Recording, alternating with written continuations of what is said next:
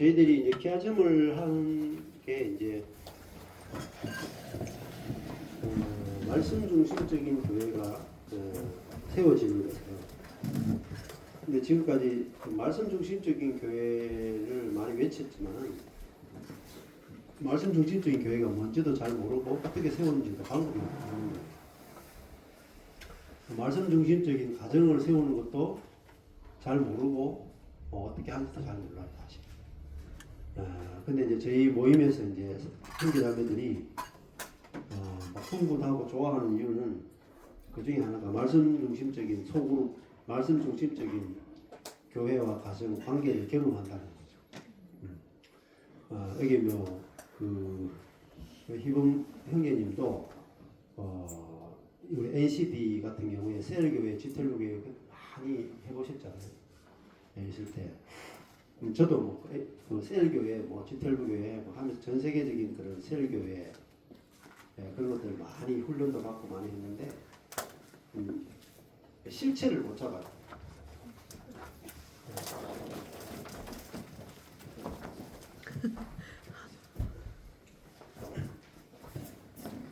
그래서 저도 고민을 굉장히 많이 했고요. 세일교회나 지텔교회 진짜 번식하는 교회, 또 역동적인 그런 교회, 세상을 변화시키는 교회, 캐치프레이즈 아래에서 진짜 많이 배우고 다녔는데 어디 가도 감을 잡는 곳이 하나도 없었어요. 안 잡혀요. 그렇게 이제 무브먼트로 운동처럼 굉장히 많이 하고 대만의 세일교회 지도자 대회도 가보고 카자흐스탄에도 가보고 많은 군데 다녔고 또 저보다 더 돈이 많고 좀 교회도 크고 이런 한 3,000명 되는 성도를 가지고 있는 그런 목사님들은 돈도 있고 여러 가지가 있으니까 전 세계 75개국을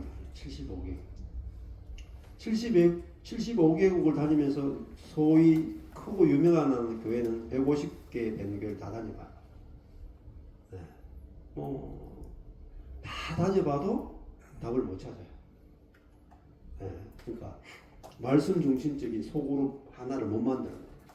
진짜 진정한 의미의 자동 번식하는 그런 셀 하나를 방법이 없어요. 방법이. 그것만 알면은 어마어마한 혁명이 일어나요. 저도 제자 훈련도 미치도록 해보고 다 해봤는데 방법이 없어요. 그러다가 저도 이제 좌절하고 절망하고 그렇게 부딪힌 거죠. 근데 하나님이 이제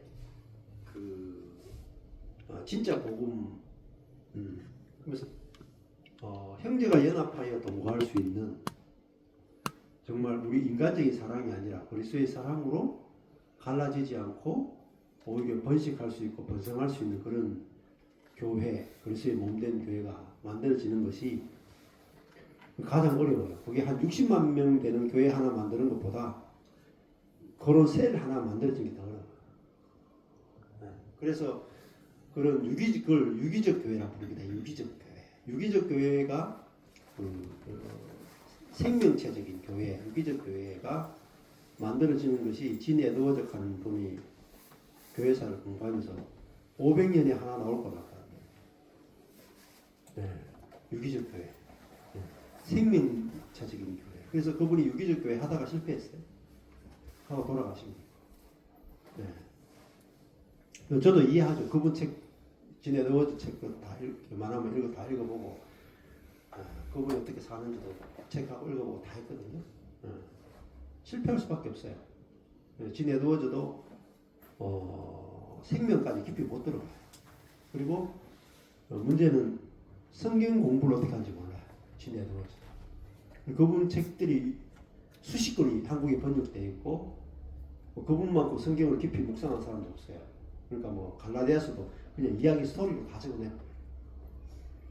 그래도 성경의 본질을 못 들어봐요. 그리고 본인도 실패했다 그러고 돌아가셨거든요. 얼마 전에 돌아가셨고.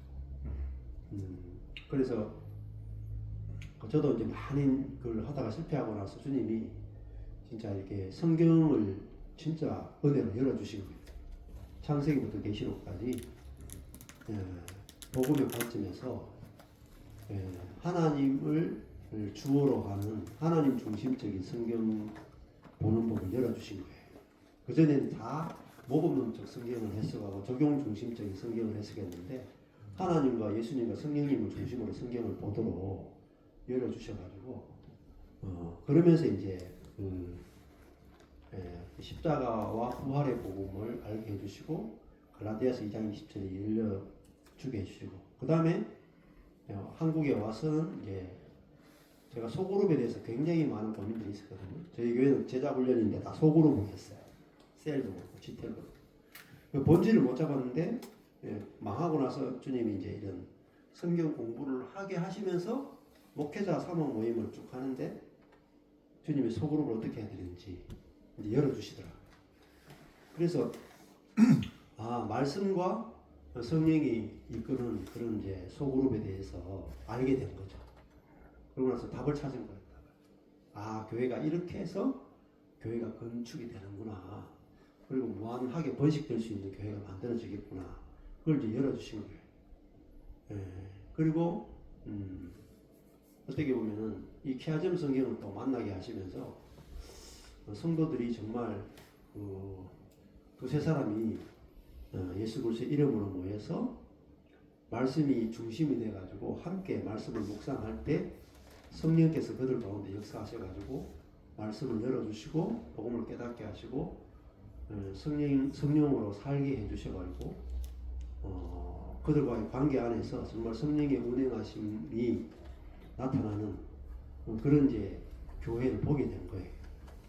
그러니까 보게 되니까 이제 교회를 어떻게 하는지 다 알게 된 거죠.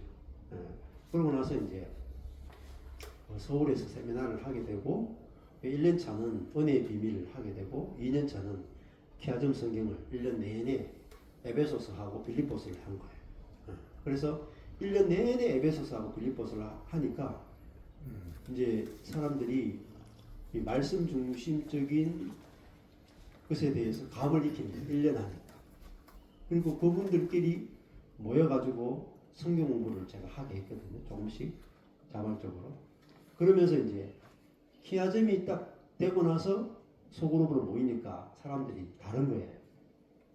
모였는데 뭘 나눠야 될지 무엇이 중심이 될지 몰랐는데 말씀이 중심이 돼가 소그룹을 모임을 하게 되니까 진짜 이제 말씀이 운행하는 그런 소그룹 교회가 경험되기 시작한 거죠.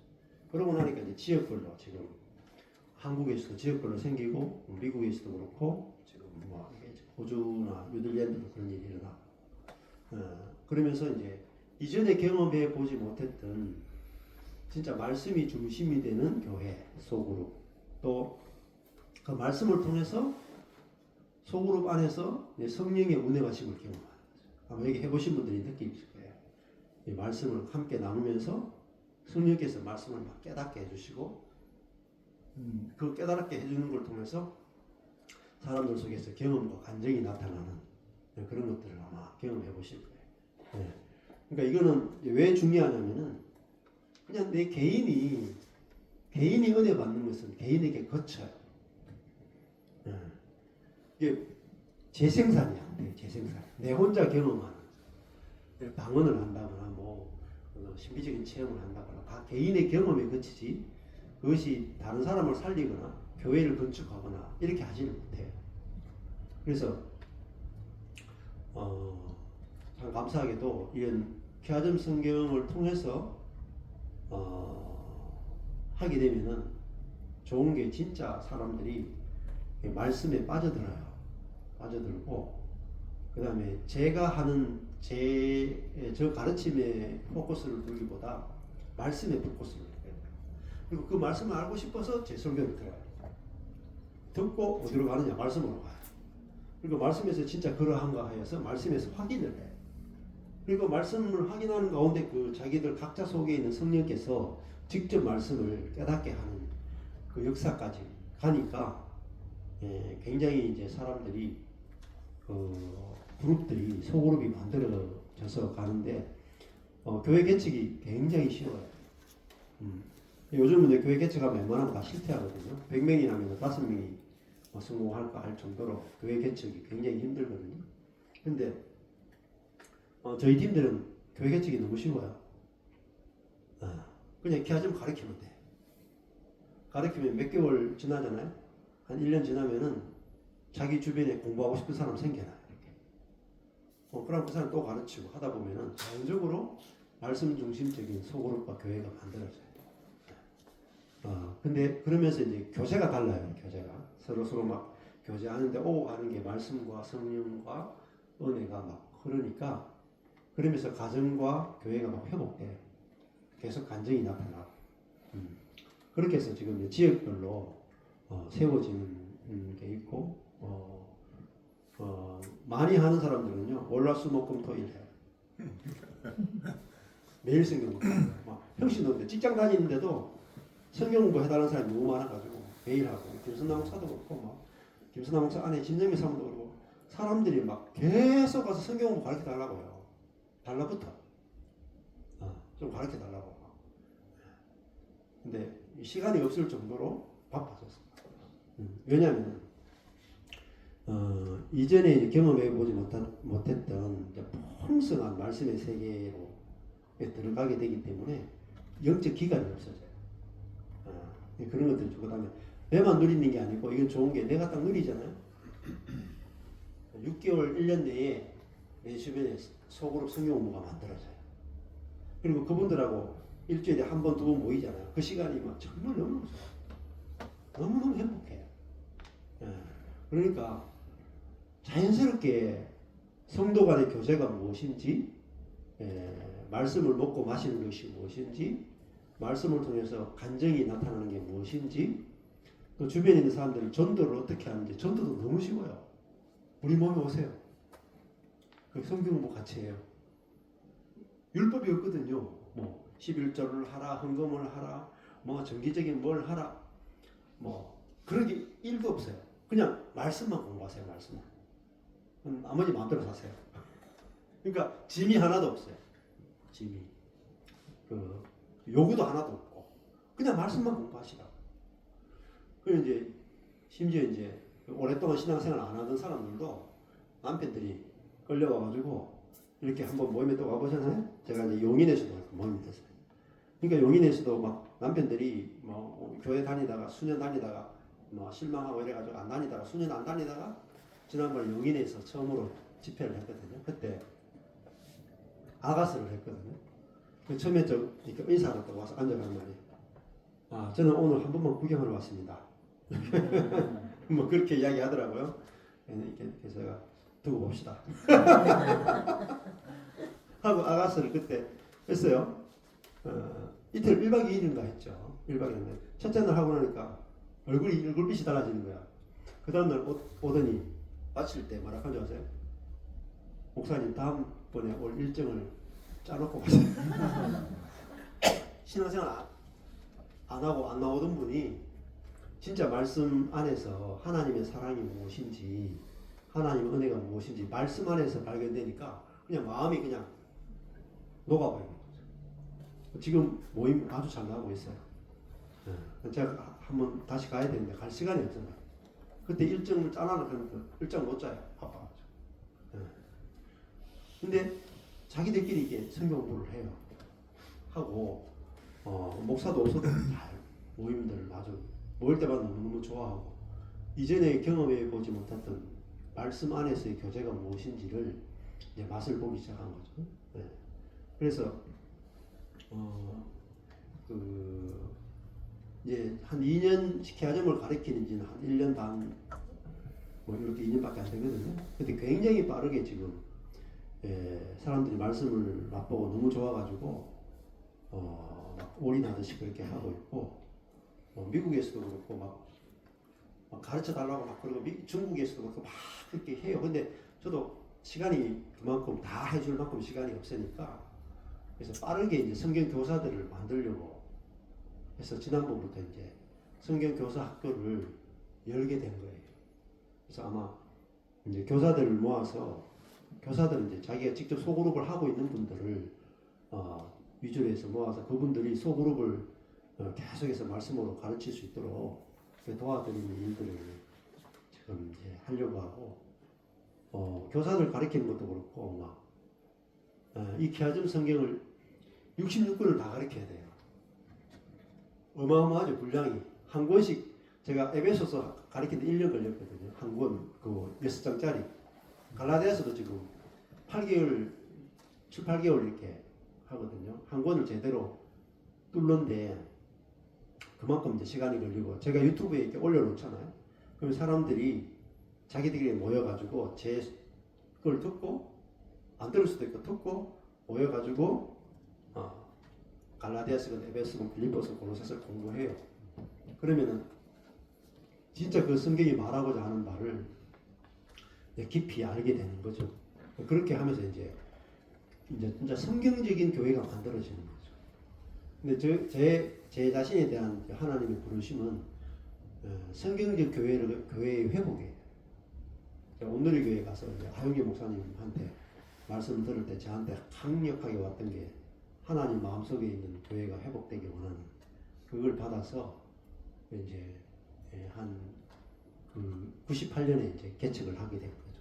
그런 교회를 만들기 위해서 개척하게 돼요. 그 길을 몰라가지고 방황을 했었는데 그게 딱 하나님께서 성경적 교회가 회복되는 걸 길을 딱 보여주시니까 지금은 이제 길을 아니까 쉬워요. 쉽고 그냥 그 길로 가면 교회들이 만들어지는 것들을 보게 되고 지역마다 이제 제 교회를 세우는 게 아니라 지역에 있는 교회들이 원래 성경적인 교회를 회복할 수 있도록 이렇게 돕는 사역을 하는 거예요. 지금도 저희 제가 이렇게 오라 그래도 잘 안 가요. 제가 어느 지역에 전 목사님이 교회를 좀 서울 쪽에 큰데 와서 크게 제가 하면 좋겠다는 분들도 몇 년 있었거든요. 근데 제가 안 가고 계속 경산 교회만 있어요. 제가. 왜? 내 교회를 세우는 게 목적이 아니고 주님의 교회를 세우는 게 목적이고 또 지역마다 교회를 살리는 게 목적이지 제 목회를 하는 게 목적이 아니잖아요. 그럴수록 더 늦어지고 본질을 잃어버리잖아요. 그래서 가능하면은 지금 이제 지역별로 있는 교회들을 회복시켜주고 말씀으로 이제 새롭게 하는 그것들이 가장 중요하기 때문에 하고 있고 그래서 저희 경산교회는 제가 신경을 많이 못 써요. 신경을 많이 못 쓰는데도 사람들이 많이 와요.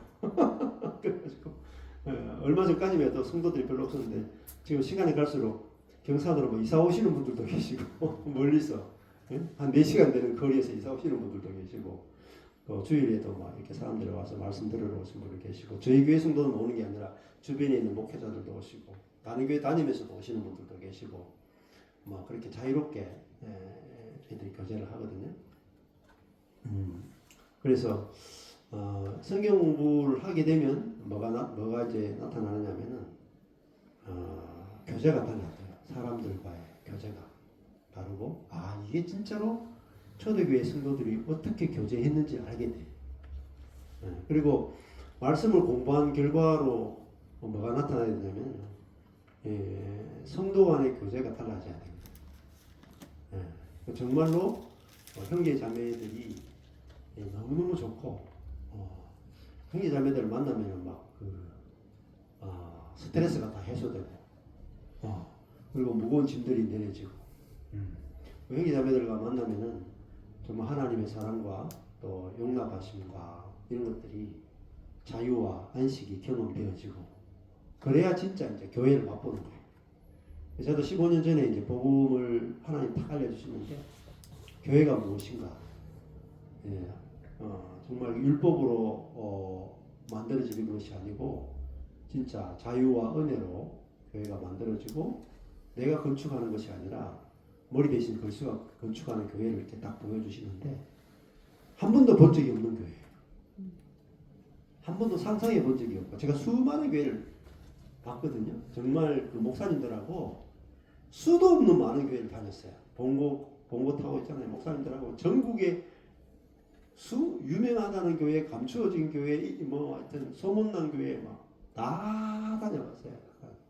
전병훈 목사님 처음에 사멸교회 뜰 때도 가보고 안 가본 데가 없고 다 다녀봤는데 진짜 교회가 무엇인지 본질을 잡는 목사님 만나본 적이 없어요.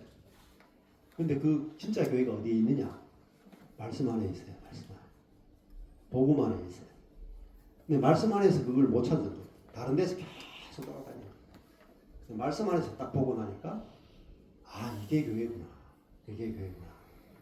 보고 나니까 만들어지는 거예요. 말씀 안에서 봐야 만들어져요. 내 자신도 마찬가지예요. 내가 새로운 피조물이 뭔가 보여야 만들어져요. 보여야 경험돼요. 그래서 보는 게 제일 중요해요.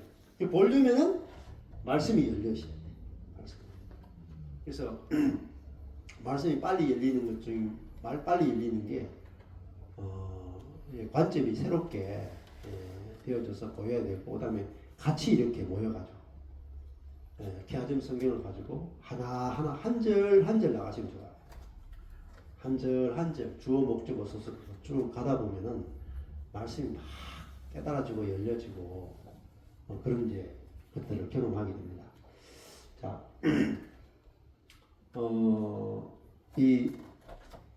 그래서 제가 하는 그 모든 사실은 사역이나 모든 것들은요 말씀 사역밖에 안 해요.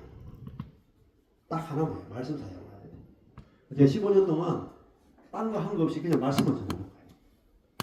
그래서 말씀이 실제가 될 때까지 사람들이 듣건 안 듣건 상관없어요. 계속 2단이건 3단이건 8단이건 9단 상관없이 계속 하나님께서 주신 복음을 계속 뿌린 거예요. 날 때까지.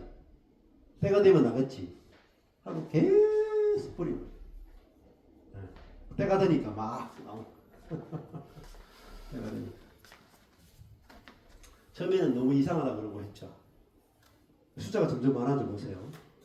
이상한 게 아니고 정상적인. 처음에는 안 믿어. 그런 말 들어본 적도 없고 그런 거를 본 적도 없으니까 안 믿죠. 나타나면 다 믿어요. 나타나면. 근데 사람들은 봐야 믿잖아요. 네가 본 거로 믿느냐 이렇게 하잖아요. 빌립에게.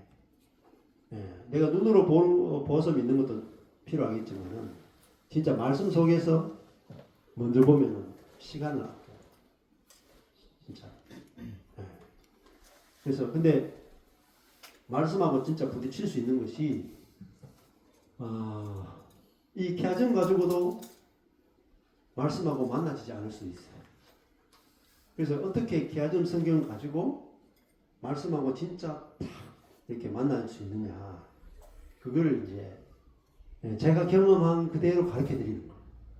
하나님께서 15년 전에 제가 필리핀에 있을 때 우리말 성경을 읽는 가운데서 주님이 말씀하고 딱 만나게 해주셨거든요. 근데 제가 만난 방법으로 사람들에게 하니까 좀 잘 안 되더라고요. 근데 케아점 성경 가지고 하나님 제게 하나님이 주어가 돼가지고 성경을 보는 방법을 케아점을 가지고 딱 하니까 사람들이 굉장히 쉽게 딱 만나게 되는 도구로 이렇게 쓰게 된 거죠.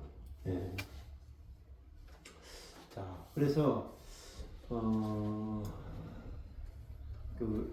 제가 수년 동안요, 이 케아점 하기 전부터 해가지고 수년 동안 일주일에 한 번 내지 두 번 소그룹으로 모여가지고 성경 공부하고 한 4시간, 한 2시간 내지 2시간 정도, 10시부터 한 12시까지 2시간 정도 소그룹으로 성경 공부하고 점심 먹고 교제하고 한 4시간 정도 일주일에 한 번씩 하잖아요.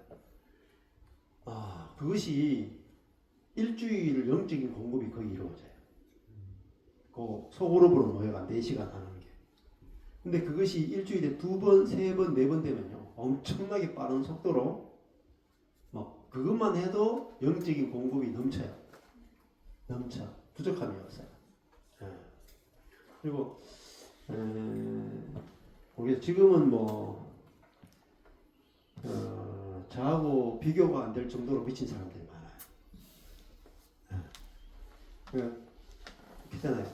한 5개월 정도 매일 밤 10시에서 12시 반까지 거의 하루도 빠지지 않고 자매들 4-5명이 모여가지고 직장 갔다 와서 집안일 끝내고 빨리 모여가지고 10시부터 12시 반까지, 그것도 내일 일하러 가야 되기 때문에 어쩔 수 없이 12시 반에 성경을 끝내는 거야.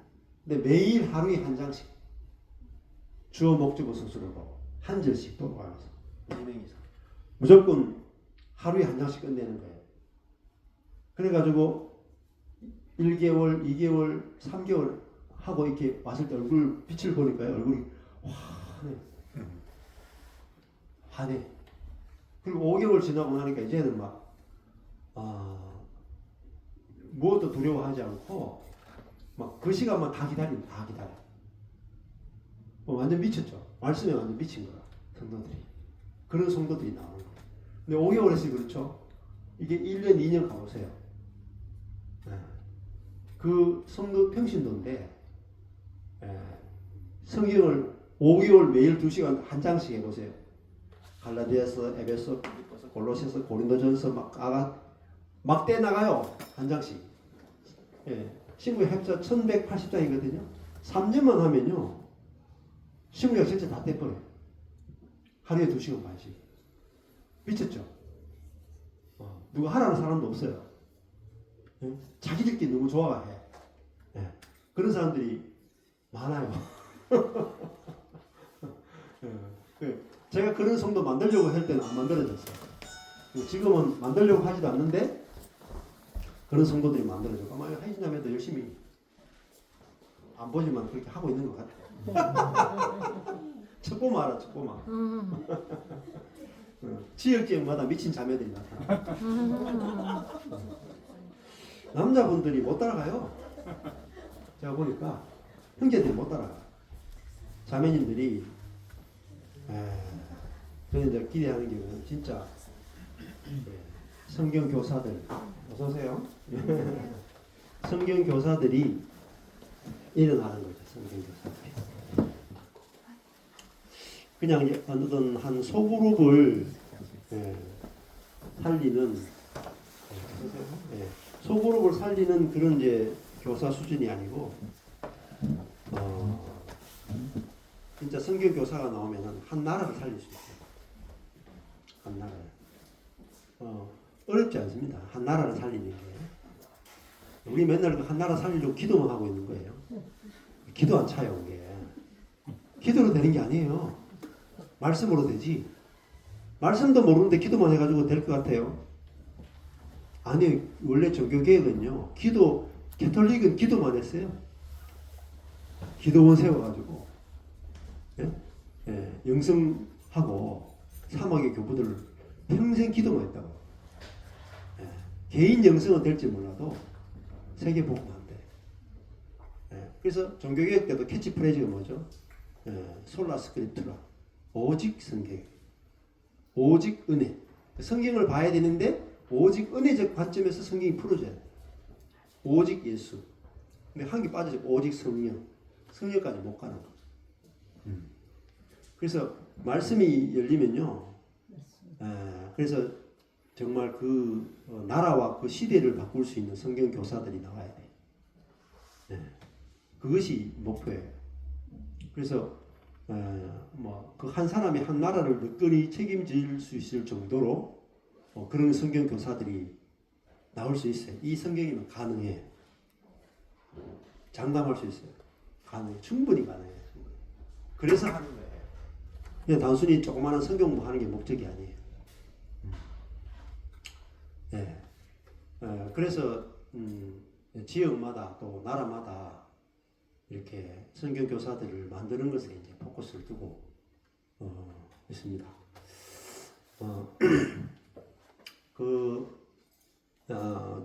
전체 구조를 이렇게 말씀을 드렸어요. A, B, C, D, E, B, C, B, A. 조금 전에 이제 할 때 E가 마태복음의 제일 중심이다 그래요. 중심. 제일 중심인데 F는 천국을 선포하죠. 하나님 나라를 선포하고, 그다음에 그 하나님 나라의 핵심이 왕이죠. 왕을 선포하고. 근데 천국 선포, 왕 선포인데 왕을 배척하죠. 그죠? 베드로 안에서 이 십자가에 못 박혀 죽어서 우리를 살리는 이 왕을 배척하고, 그뿐만 아니라 천국을 배척해야 돼. 이 복음서가 말하고 있는 게 결국은 예수님이 천국을 선포하고 자신을 천국의 왕으로 선포했는데 예수를 배척하고 나라를 배척했다. 그 이야기를 이 사복음서에서 이야기해주고, 다른 복음서도 거의 또 복음서는 대부분 다 거의 똑같은 구조를 가지고 있어요. 네 복음서 거의 비슷한 구조를 가지고 있죠. 근데 왕도 배척하고 천국도 배척했죠. 그렇지만 하나님 어떻게 하시냐면은 요 D가 뭐예요? D. 여기 앞에 D, 여기 D인데 D 부분이 뭐죠? 여기서 예수님이 겟세마네 동산에서 기도하시죠. 그러니까 예수님이 여기서 배척당했죠. 그죠? 배척당했는데 예수님은 D 부분에 가서 우리가 예수님을 배척했지만은 당신은 겟세마네 동산에서 우리를 위해서 십자가에 죽으러 가겠다고 기도하시는 거죠. 그리고 C 부분에서 예수님이 십자가에 죽고 부활하시는 것을 통해서 우리는 하나님 나라와 그의 왕을 배척했지만은 주님이 기도하시고 십자가를 치시고 C에서 죽고 부활하는 일을 하신 거예요. 그리고 이제 B 부분에 와서 예수님이 부활하신 다음에 예수님께서 제자들을 부르시고 그들에게 그 사역을 맡기신다. 사역을 맡기시고 성령이 우리와 항상 함께해서 이 복음을 전해서 이 배척했던 우리들에게 이 십자가와 부활과 성령을 우리에게 증거해 주시는 이야기가 이 마태복음 전체의 이야기다 이렇게 볼 수가 있어요. 그렇게 하면서 이제 그 안에 들어가면 세부적으로 이 검정색 대칭 밑으로 가면은 두 번째 빨간색 대칭이 등장하고요. 빨간색 대칭 밑으로 들어가면 파란색 대칭이 등장을 해요. 그러면 이거는 하려 그러면은 하나하나 이제 우리가 내일 모레 가면서 이렇게 1장부터 시작해서 부분도로 쪼개가면서 마태복음이 어떻게 흐름이 연결되는지를 이렇게 설명을 해드릴 거예요. 자, 그래서 제일 큰 핵심이 여기서는 천국과 왕을 선포하고 왕을 배척하고 천국을 배척했는데 예수님의 이 그 십자가 사건, 십자가 사건이 여기 앞에 보면 세례받는 C하고 여기서 C 부분, 여기 예수님의 십자가의 죽음과 부활의 사건, 이게 이제 예수님이 어떤 일을 하시는가를 보여주는 거죠. C 부분에서. 그래서 세례와 요단강에 세례받고 성령 받는 거. 세례 받으신 다음에 성령 받아서 예수님이 우리를 구원하는 사역을 펼치시는 이것이 여기에서 요 뒷부분의 C에서 예수님이 십자가에 죽으시고 부활하시고 그 다음에 성령의 이름으로 세례를 주는 성령의 이름으로 명령해서 사도행전에 가면 우리로 하여금 하늘에서 내려오는 비둘기 같은 성령을 받아서 살도록 해주는 그 이야기로 복음이 연결되고 있다는 것들을 아는 게 필요한 것입니다.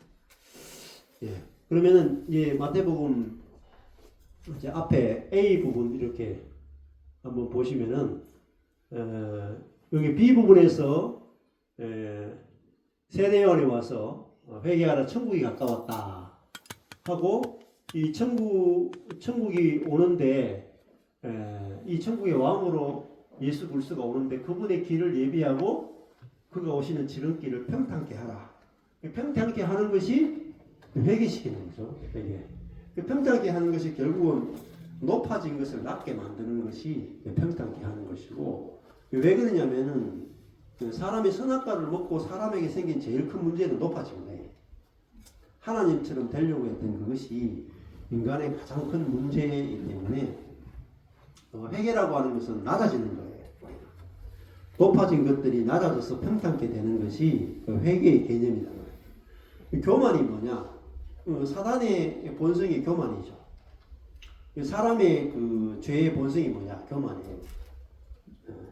그래서 그 교만이 이제 사단의 본성인데 그것을 율법을 통해서 말씀을 통해서 깨뜨려 가지고 낮아지게 만드는 거죠. 그게 이제 세례 요한이 했던 것은 회개시키는 거였어요. 그래서 준비시켜 가지고 하는데 예수님이 오셔 가지고 우리가 받아야 될 이 낮아짐의 회개를 주님이 우리를 대신해서 함께 세례를 받으시죠.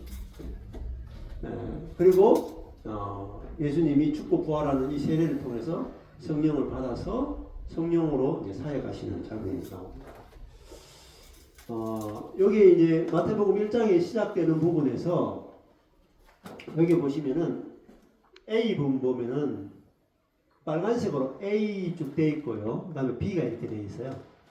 다시 빨간색으로 A가 되어 있고 다시 빨간색으로 B가 되어 있죠. 그럼 여기 검정색 A 부분을 여기까지를 A인데 이렇게 볼 때 제일 처음에는 위에 검정색 A를 보고 그 다음에 밑에 빨간색을 보는 거예요. 여기 보시면은 자 여기 A 부분이 여기 1장 1절에서 2장까지죠. 1장과 2장 전체가 검정색으로 A예요. 여기 예수님 사역 이전에 그러니까 이건 사적인 생애라고 볼 수 있겠죠. 그러면 여기 A가 1, 2장인데 1, 2장을 빨간색으로 A, B, A, B라고 되어 있어요. A, B, A, B. 그러니까 4개로 나누어진다는 거죠. 그러면 여기가 A는 뭐예요? 제목이 예수의 조상들이죠. 예수님의 조상들. 쉽게 하면 족보죠. 족보 이야기 나오고 그 다음에 B는 예수님, 예수 이 땅에서의 탄생이 여기까지 탄생. 그 다음에 다시 A. 가장 작은 보홀에 오신 메시아 이렇게 되어 있어요. 여기까지. 여기 A, 여기 B, 다시 A. 그리고 다시 A로 나와요. 예수 이 땅에서의 피신. 그러면은 여기 B하고 대칭을 이루고 여기 A와 여기 A가 대칭을 이루어요. 자, 그러면 이제 여기 먼저 여기 족보 1장을 보시는데 요 족보 1장에서 제일 중요한 게 뭐냐? 그냥 여러분 그냥 읽으면 족보 이야기가 나오는구나. 읽고 예수님이 아브라함과 다윗의 자손이구나. 요렇게만 이제 읽고 이제 끝날 수가 있는데 이 구조를 자세히 보면 여기서 무슨 이야기를 하는지를 알려면은 이 대칭을 좀 아셔야 이 1장에서 무슨 이야기를 하는지 알 수가 있어요. 1장에서 요 빨간색으로 여기까지가 A 예수님의 족보인데요. 여기 보면 파란색으로 C, D 그리고 E 그리고 여기서 끝에서 C, D, E 이렇게 되어 있죠. 파란색으로 C, D, E, C, D, E 이렇게 되어 있어요. 요거 중간에 E가 중심을 이루고 있죠. 근데 중간의 내용이 뭐냐? 다윗은 우리아의 아내에서 솔로몬을 낳고 솔로몬은 러브암을 아비야, 아사, 요사밧, 요람, 아하스, 히스기야, 므낫세, 아몬, 요시야. 그리고 바벨론에 끌려갔다. 이렇게 나오거든요. 여기 내용이 한마디로는 뭘 것 같아요? 여기 다 누구의 이야기예요? 왕들의 이야기예요. 왕. 다윗이 낳은 다윗의 후손 왕들이 만든 다윗 왕조의 이야기예요. 다윗 왕조. 그러니까 여기서 다른 말 하면 다윗의 나라죠. 다윗의 나라. 그러니까 이 족보에서 중요한 것이 제일 중앙에 다윗 왕조를 이야기하고 있는 거죠. 그 다윗의 나라가 뭐예요? 이 땅에 있었던 하나님의 나라. 다윗을 통해서 하나님이 이 땅에 있는 자기 백성을 다스렸죠. 그와 같이 지금 다윗과 같은 하나님의 아들 메시아를 보내서 이 땅에 하나님 나라를 만들겠다 하는 메시지를 지금 시작하고 있는 거예요. 그 족보도 이렇게 왜 이렇게 나누었냐면 요 끝에 나와요. C 부분. 그런즉 모든 대수가 아브라함부터 다윗까지 14대죠. 다윗부터 바벨론으로 이거할 때까지 14대죠. 바벨론으로부터 이거한 후 그리스도까지 14대죠. 14대예요. 성경이 의도적으로 14대씩 끊어놓은 거예요. 근데 이것이 정확하게 14대가 아니기도 하고 누가 더 들어가기도 하고 뭐 그랬거든요. 근데 성경이 이제 원래 아버지와 아들을 할 때 정확하게 아버지와 아들이 아니고 아버지, 아들 이렇게 가도 얘도 아들이에요. 정손주, 고손주 가도 성경에서는 아들로 쳐요. 그러니까 일부러 14대씩 편집해서 만드는 거죠. 그러면 14대잖아요. 이걸 통해서 14라고 하는 숫자가 뭐냐면은 다비드, 이게 그 다윗의 숫자가 히브리어로 464에 해당돼요. 숫자가 합치면은 얼마예요? 14죠. 그러니까 다윗이라는 이름이 숫자로 치면 14예요. 그래서 다윗을 이야기하고 싶어서 14대가 나오는 거야. 그러니까 예수 그리스도는 다윗의 후손이라는 거죠. 하나님이 다윗에게 약속한 언약이 있잖아요. 너의 후손들이 계속해서 왕이 되고 네 나라가 영원하고 할 것이다라는 다윗 언약이 있다는 거예요. 그 언약을 기초로 해서 예수 그리스도가 다윗의 후손으로 와서 다윗의 왕조를 다시 회복하는 거죠. 이 땅에 하나님 나라를. 그러니까 다윗이 실패했죠. 다윗이 하나님 마음에 합한 자였잖아요. 근데 다윗이 간음도 살인도 하고 또 그 인구조사도 하고 결국 다윗이 낳아봤자 솔로몬밖에 못 낳는 거예요. 솔로몬 캐봤자 우상 숭배하면서 후반에 아주 비참하게 마무리가 된다. 그러니까 다윗이 낳을 수 있는 사람은 다윗 자신이 죄인이기 때문에 죄인밖에 못 낳아. 그래서 진짜 하나님의 나라는 쉽게 얘기하면 출생의 비밀이에요. 낳는 이야기예요. 낳는 이야기. 그래서 족보가 뭐세요? 족보에서 가장 많이 등장하는 이야기가 뭐죠? 낳고 낳는 이야기야. 근데 여기서 아브라함이 이삭을 낳고 쭉 나오잖아요.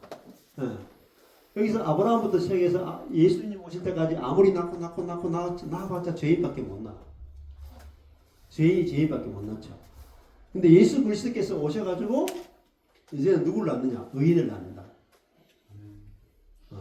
의인을 낳아서 새로운 인종이 나오는 거예요. 새로운 피조물. 아담이 나오면 아담이 계속 나오죠. 한 사람의 불순종으로 말미암아 많은 사람이 죄인 된 것 같이 한 사람의 순종으로 말미암아 많은 사람이 의인 되리라. 이런 말이죠. 그러니까 인류의 운명을 바꿀 수 있는 비결은 이 죄가 없는 분이 와야 돼요. 그분이 우리를 낳아야 돼요. 성령으로 우리를 낳아야 된단 말입니다.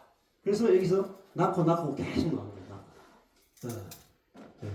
근데 우리가 낳고 낳는데 이 목적이 뭐예요? 우리가 낳고 낳는데 누구를 낳기 위해서냐? 예수를 낳기 위해서. 이게 해산의 고통.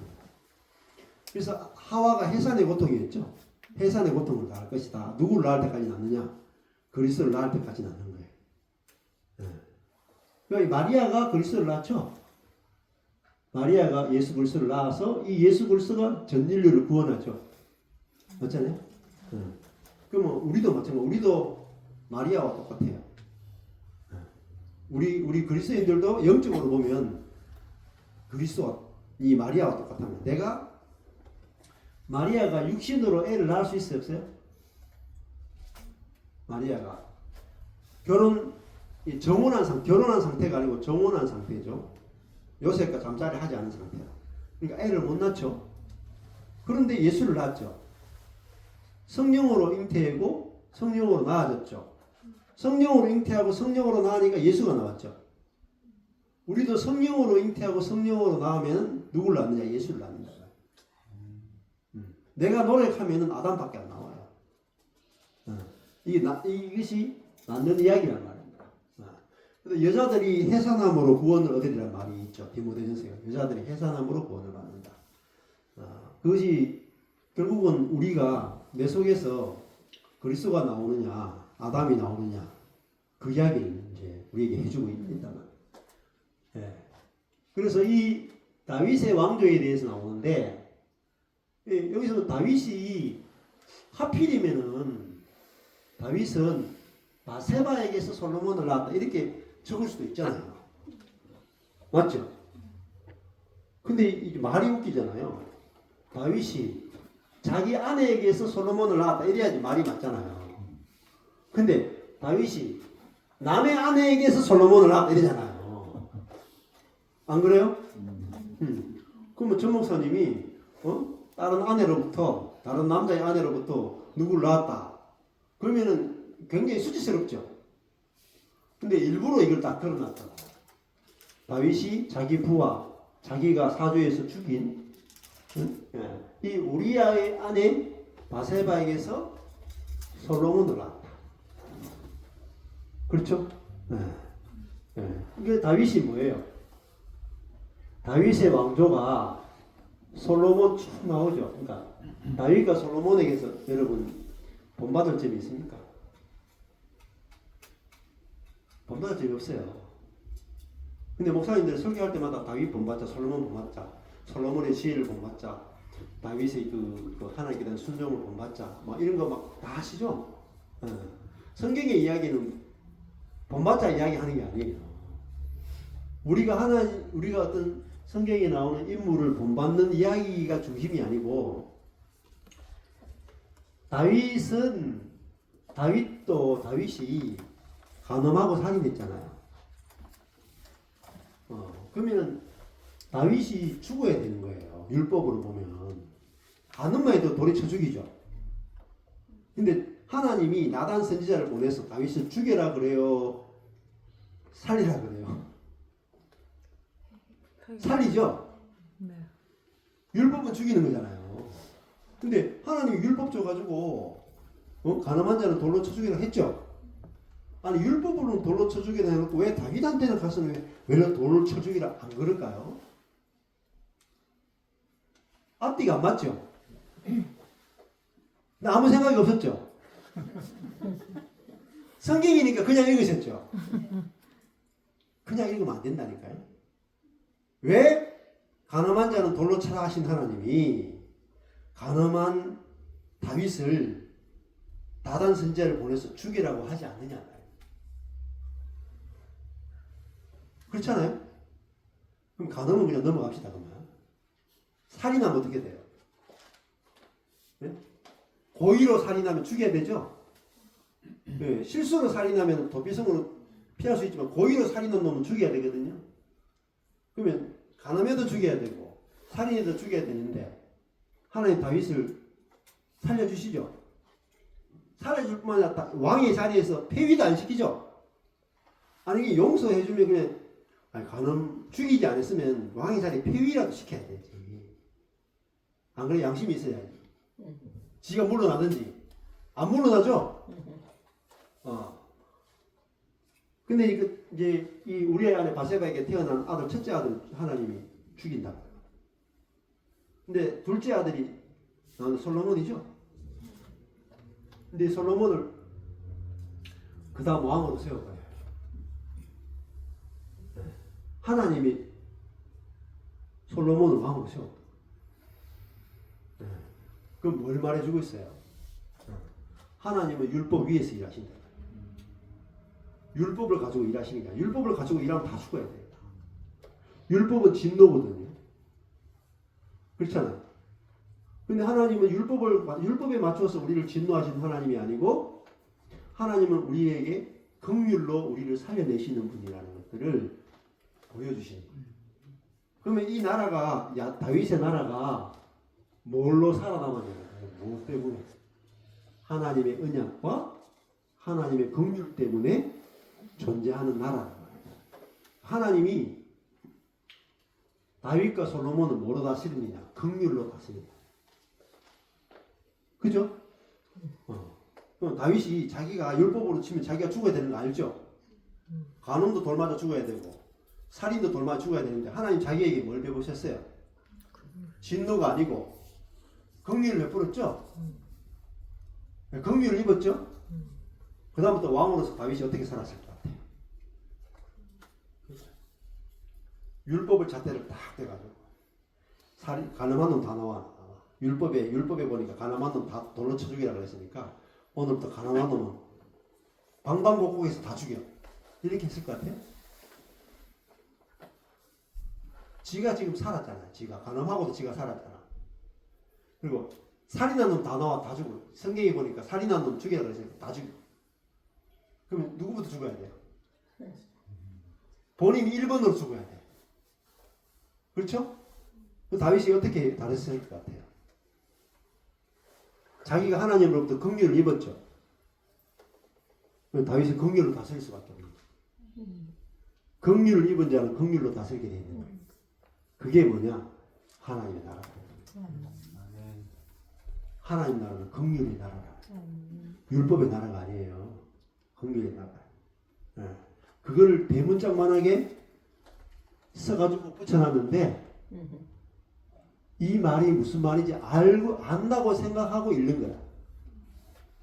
요 우리아의 안에 여기 또 아주 빨간 여기 보라색이 또 화려해. 다말, 라합, 룻, 우리아의 아내, 마리아 공통점이 뭐예요? 5 여자. 어? 이 마리아도 이상해요. 남자를 알지 못했는데 애를 낳아버려.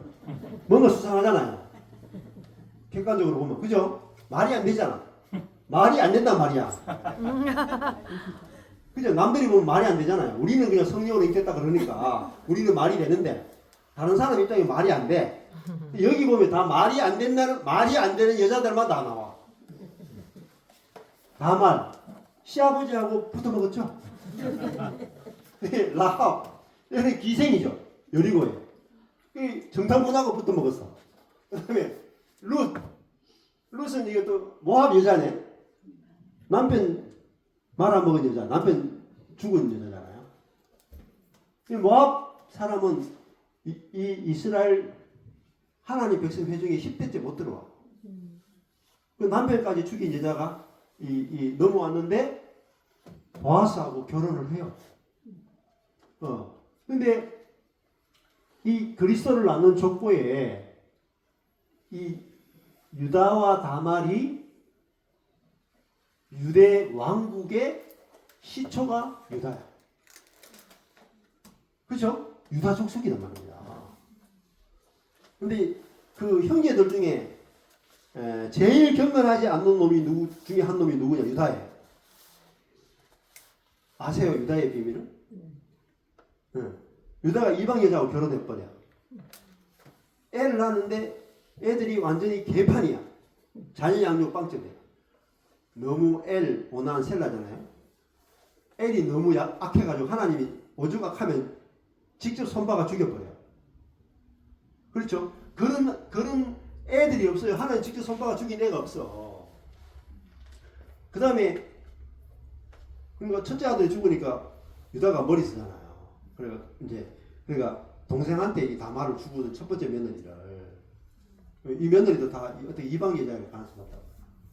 둘째 아들한테 주니까 둘째 아들은 또 머리 써가지고 내가 이 얘하고 애를 낳아주면 우리 형님 재산이 이 3분의 1 나누지. 엘 오난 세라니까 우리 아버지 재산 3분의 1씩 나눠지는 거야. 얘하고 잠자리 안 가지면 재산이 두목이잖아요. 자기가 또 장남이 되잖아. 얘 낳아주면 얘가 장남 그 2분의 1을 가져가요. 그러니까 절대로 잠자리 해가지고 애 넣게 하면 안 돼.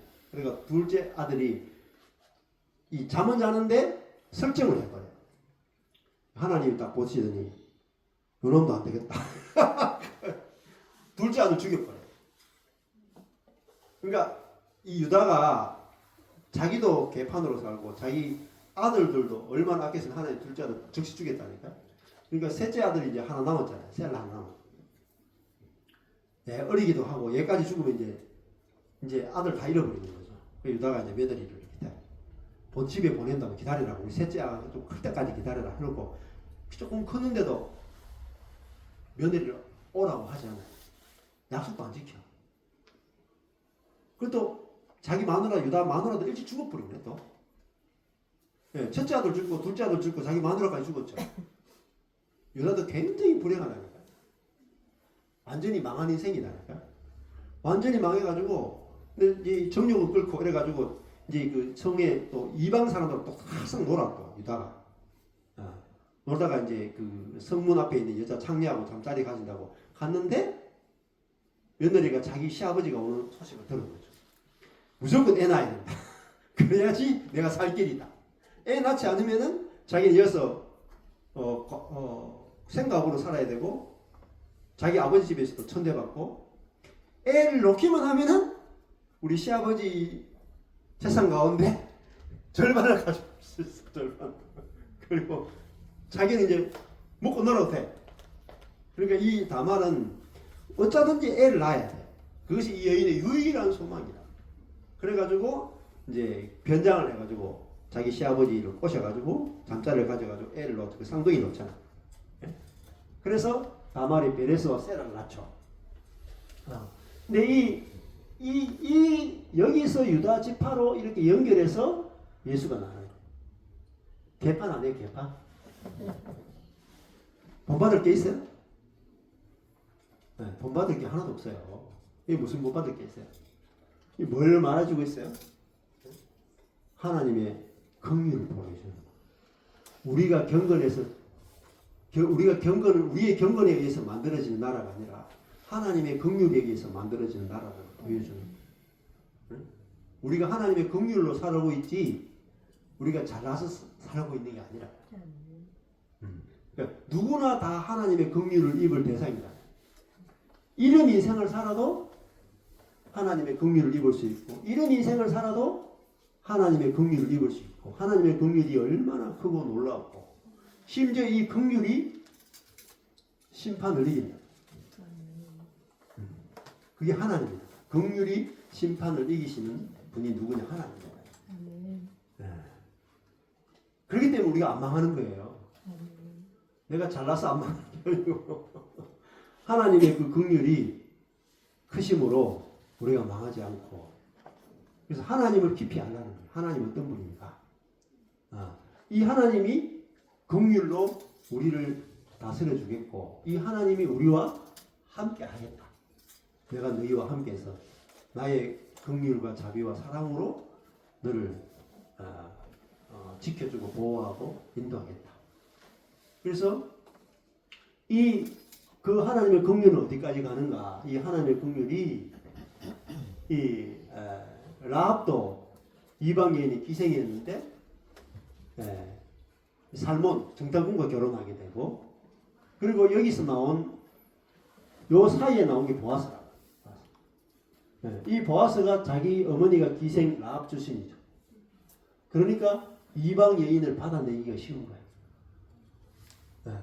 그래서 보아스와 룻 여기는 아주 젊은 이방 여인이고 이게 늙은 유대 남자거든요. 근데 보아스와 룻과 결혼하면 어떻게 되느냐? 기업을 물려줘야 돼. 이 여인과 잠자리 가지는 게 그렇게 좋은 게 아니에요. 잠자리 가져가지고 여기서 룻에서 오벳이 태어나죠. 이 오벳은 자기 아들 아니에요.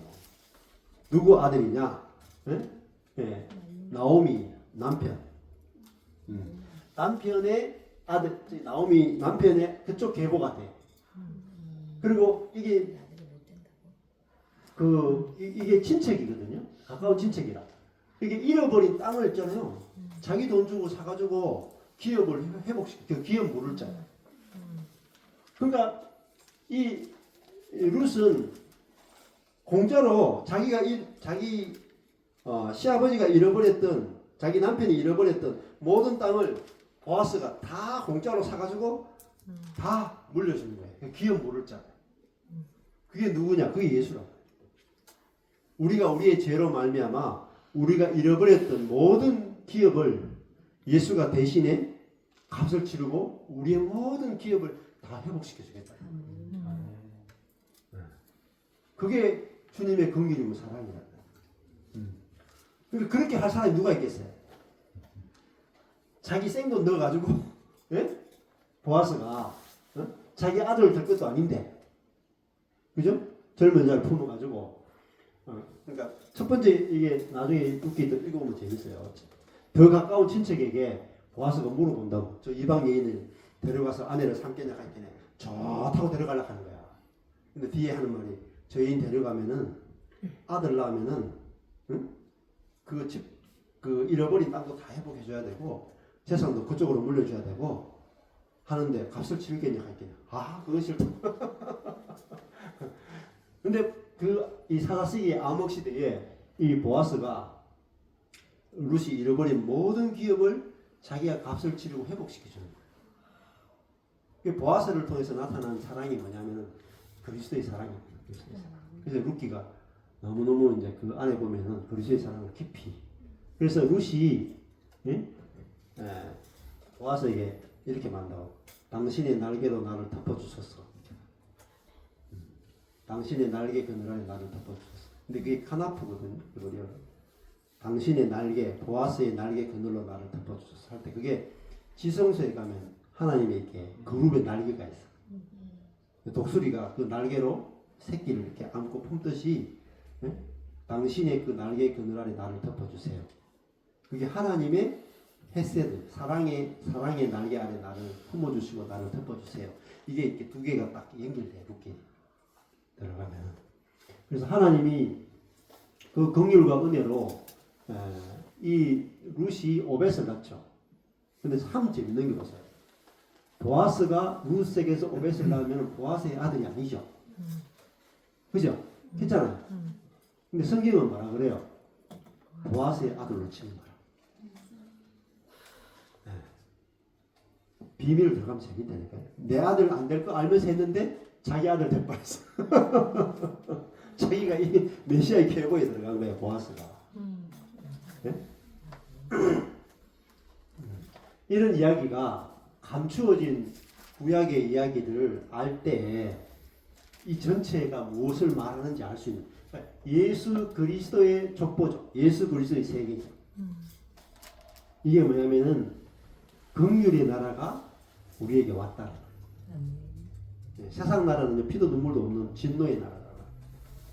하나님이 긍휼의 왕으로 예수 그리스도를 우리에게 보내셔가지고 우리에게 우리가 받아야 되는 모든 것들을 값을 치르고 기업을 누르는 그분으로 예수 그리스도를 우리에게 보내주셔서 우리에게 긍휼을 베풀었고 이 다윗 왕조가 하나님의 긍휼로 살아남은 왕조죠.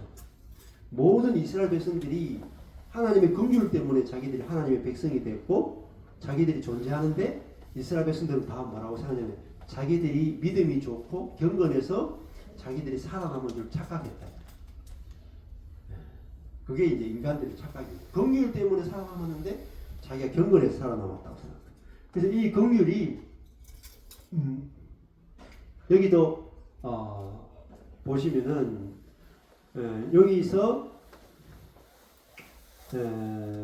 여기가 이제 그 애굽에서 나오는 이야기예요. 아브라함의 후손들이 애굽에 있다가 나오죠. 여기다가 나와가지고 여기 유다 왕조를 이루고 그 다음에 여기 바벨론에 끌려가는 이야기 나와요. 그래서 여기 출애굽이 나오고 여기 바벨론에 출바벨론이 나와요. 여기 다윗 왕조가 나와요. 크게 보면 이스라엘 역사가 그런 것. 아브라함의 후손들이 애굽에 들어갔다가 나오고 그래서 나와가지고 유다 왕조를 이뤘다가 다시 바벨론에 포로로 끌려갔다가 다시 돌아오는 거예요. 그래서 여기 요약을 하는 거죠. 그런 적 모든 개수가 아브라함부터 다윗까지 14대. 아브라함부터 해가지고 출애굽해서 다윗까지 이어지 14대고 다윗부터 바벨론에까지 포로로 끌려갈 때가 14개고 바벨론으로부터 나와가지고 그리스도까지 14대가 이루어지는 거예요. 14대 이렇게 해가 만들어진 게 이게 다윗을 이야기하는 거예요. 여기도 다윗의 자손이죠. 아브라함과 다윗의 자손. 여기 A 부분에 파란색 A가 다윗의 자손 시작했고 여기 파란색 C가 14대 하면서 다윗을 이야기하고 있고 그 다음에 여기서도 마지막에 이세는 다윗을 왕으로 낳았죠. 그죠? 그 다음에 여기서부터 이제 그리스도가 나는 이야기하고 여기 중앙에 다윗 왕조를 이야기하는 거죠. 그럼 이 족보에서 제일 중요한 게 뭐냐? 다윗이에요. 다윗을 이야기하고 다윗의 나라. 그것이 긍휼의 나라. 그래서 다윗의 왕조의 특징이 긍휼이죠. 솔로몬은 뭐로 다스린 것 같아요? 솔로몬이 다스린 나라의 왕조의 핵심이 뭔 것 같아요? 시계요? 솔로몬이 다스린 왕 통치의 제일 핵심은요, 긍휼이에요. 창녀들이 재판하는 거 나오죠. 그 재판의 핵심이 엄마 마음을 가진 사람을 진짜 엄마로 알아채는 거예요. 엄마 마음 뭐예요? 내 새끼 잃어도 네가 살기만 하면 된다. 그죠? 네가 내 새끼 안 둬도 되니까 너를 반으로 쪼갤 수 없다. 저 여인에게 주세요. 했던 그 진짜 엄마의 긍휼의 마음을 딱 보고 이게 진짜 엄마다. 그 재판을 할 수 있었던 것이 다윗 속에 솔로몬 속에 자기가 출생의 비밀, 자기가 어떻게 출생하게 됐어요. 긍휼로, 하나님의 긍휼로 자기가 태어났고 하나님의 긍휼로 자기가 왕 됐죠. 받은 긍휼로 솔로몬이 그 나라를 다스렸다. 그래서 그 나라가 뭐죠? 샬롬, 솔로몬, 샬롬, 평화의 왕이다. 평화의 왕. 긍휼로 다스리기 때문에 그 나라가 솔로몬에 의해서 평화의 나라가 된 거죠. 그렇지만은 다윗과 솔로몬이 결국은 그 옛사람이기 때문에 다 부패돼요. 그걸 보여주는 것이 중요하고, 그래서 구약 성경도 더 깊이 하나님 마음으로 더 깊이 보셔야 돼요. 그러면은 다윗과 솔로몬도 우리가 해석할 때 이 긍휼이라는 제목으로 볼 수가 있고, 그래서 이 긍휼의 나라가 이 마태복음 쫙 보시면 긍휼이라는 주제가 엄청나게 나와요. 긍휼에 대해서 아느냐 모르느냐가 이 마태복음을 아느냐 모르느냐를 결정해줘요. 내가 제사를 원하지 않고 긍휼을 원한다 하는 뜻이 무엇인지 알았으면 좋았을 텐데. 근데 그 말이 무슨 뜻인지 아세요? 제사냐 긍휼이냐. 이것이 이제 이따가 한번 찾아보세요. 긍휼이라는 단어가 마태복음에 몇 번 나오는지. 그걸 통해서 하나님의 나라의 특징이 긍휼이라는 것을 알게 되고, 긍휼로 다스리는 나라가 바로 천국이고 하나님의 나라. 우리가 긍휼을 입은 자고, 긍휼을 입은 자는 긍휼을 내놓게 돼 있어요.